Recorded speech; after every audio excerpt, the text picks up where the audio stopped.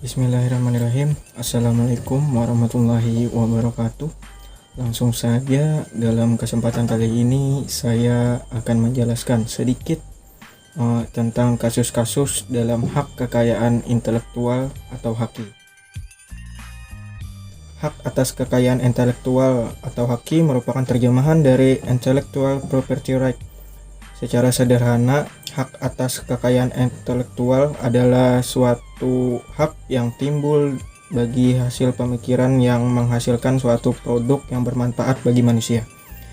Adapun objek atau hal-hal yang diatur dalam HAKI adalah karya-karya yang lahir dan dari kemampuan intelektual atau daya pikir manusia.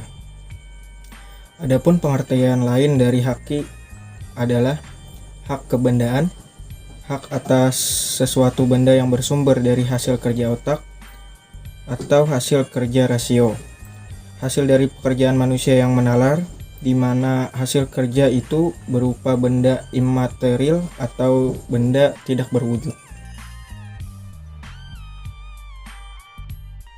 Pada umumnya, HAKI adalah bagian dari hak milik dan hak milik tersebut pada dasarnya terbagi dalam dua kelompok, yaitu real property dan intellectual property.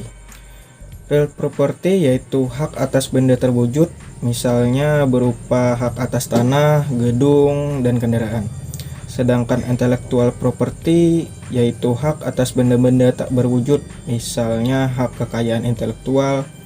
Dalam hal ini, seseorang harus melakukan kreativitas tertentu agar dapat memiliki hak. Misalnya membuat buku, lagu, program komputer, membuat lukisan, patung, dan lain sebagainya. Kasus HAKI tentang hak cipta.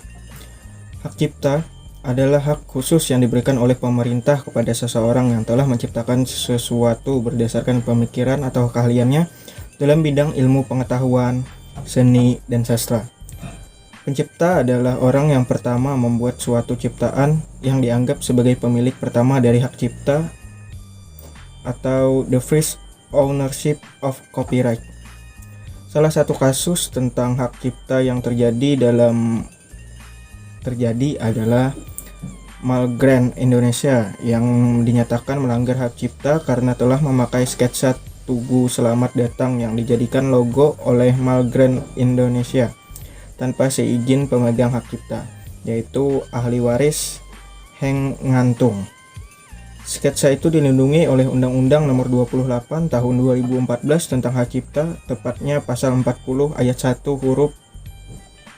huruf F, yaitu karya seni rupa adalah segala bentuk seperti lukisan, gambar, ukiran, kaligrafi, seni pahat, patung, atau kolase. Selain itu juga sketsa tersebut sudah mendapatkan sertifikasi hak cipta nomor 46.190 dari Kementerian Hukum dan HAM. Kasus HAKI tentang hak paten. Salah satu kasus hak paten adalah antara produsen kamera Sony dan RID atau RID ya, yang cukup panas, di mana Sony membalas produsen kamera Sinemarite dengan tuntutan atas pelanggaran 7 hak paten milik Sony yang dilanggar oleh pihak RED. Perseteruan antara Sony dan RED ini dimulai dari pihak salah satu produsen kamera sinematografi RED yang biasanya digunakan untuk produksi film-film besar box office Hollywood, yang pertama kali melayangkan tuntutan pelanggaran hak paten atas teknologi perekaman video beresolusi 4K pada produk kamera Cinema F55 dan F65 milik Sony, sebagaimana dalam contoh pelanggaran demokrasi. Pada tuntutan ini, RED meminta menghentikan produksi ketiga tipe kamera milik Sony ini dan menarik kembali serta harus menghancurkan seluruh kamera sinematografi Sony F5, F55, dan F65 yang sudah sempat beredar Akan tetapi, pihak Sony tidak mengacuhkan permintaan atas tuntutan pihak Red ini dan terus memproduksi dan menjual kamera sinematografi Sony F5, F55, dan F65. Kasus Haki tentang hak merek. Merek merupakan lambang identitas bisnis, bahkan dengan merek itulah produk atau pelayanan dapat dikenal. Identitas produk atau jasa dapat mencerminkan jati diri dan karakter perusahaan pemilik produsernya.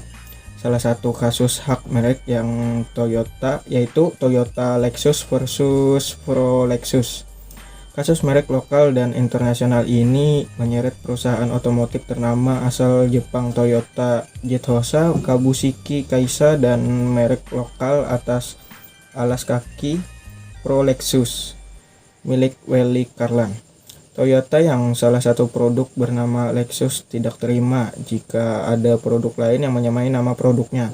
Kasus sengketa ini muncul pada Januari 2014 sebagaimana dikutip dari Kontan 15 Juni 2014. Welly telah mendaftarkan merek Pro Lexus kepada Ditjen HKI sejak 28 Januari 2014. Sementara Toyota dengan merek Lexusnya di Indonesia baru terdaftar di institusi yang sama per 7 Desember 2012. Dan hingga saat itu sudah terdapat 10 merek Lexus yang secara resmi terdaftar di Indonesia dengan popularitas sudah bisa diperhitungkan. Selanjutnya kasus Haki tentang hak desain industri. Salah satu kasus Haki tentang hak desain industri adalah helm Bogo milik Tony dengan helm Bogo milik Gunawan. Pada April 2016 terjadi kasus desain industri kaca helm bermerek Bogo. Dalam kasus ini Tony, pemilik desain helm Bogo dengan nomor register ID 0012832D menggugat Gunawan yang disebut telah memproduksi dan memperbanyak serta menggunakan secara tanpa hak atas desain industri kaca helm Bogo milik Tony. Tony telah memegang hak desain atas helm Bogo untuk periode 3 Agustus 2007 hingga 3 Agustus 2017 yang telah dicatat pada Kementerian Hukum dan HAM. Dan Tony juga menyebutkan bahwa desain miliknya telah diakui oleh Bogo Optical SDN BHD Malaysia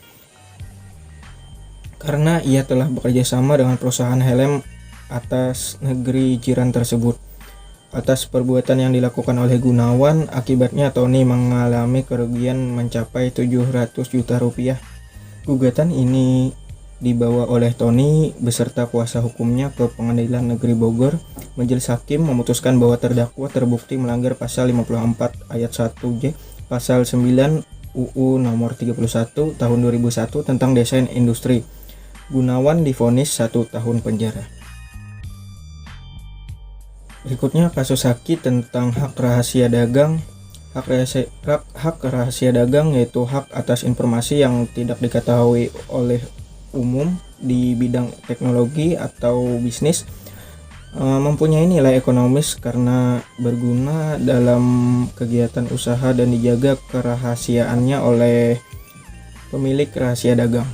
Salah satu kasus tentang hak rahasia dagang yaitu dari PT General Food Industries atau Ceres, sebuah pabrik coklat itu menyatakan dua bekas karyawannya ke meja hijau dituduh melanggar perjanjian kerja sekaligus membocorkan rahasia dagang kepada pesaing. Dua karyawan PT Bumi Tangerang Mesin Dotama Tangerang itu diadili di Pengadilan Negeri Bandung. Mereka melanggar Undang-Undang Rahasia Dagang.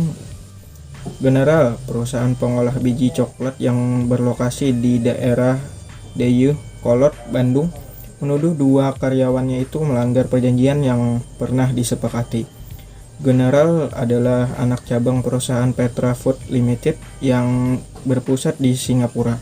Andreas bekerja di General sejak November 1995. sedangkan Rahmat sejak April 1997. Mungkin itu saja yang dapat saya sampaikan pada kesempatan kali ini. Salah hilap mohon maaf. Wassalamualaikum warahmatullahi wabarakatuh.